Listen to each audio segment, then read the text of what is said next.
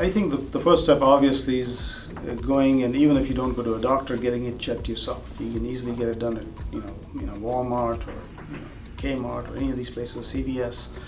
They all have blood pressure, at least to get some idea as to where your blood pressure is.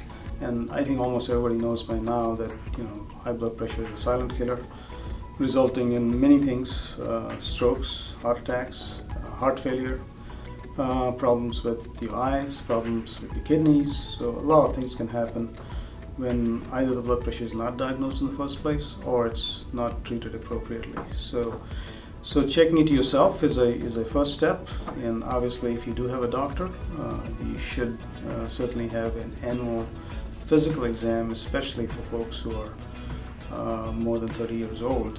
It's very important to do that for many reasons, not just for blood pressure. So, all of these contribute to all the diseases we talked about, especially heart attacks and strokes.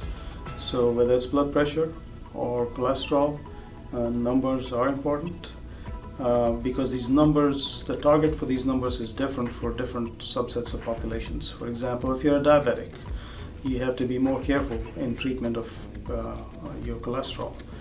The numbers get a little bit more stringent, and then we start treating a little bit early on because having diabetes is almost as if you have so-called blockages in the long run.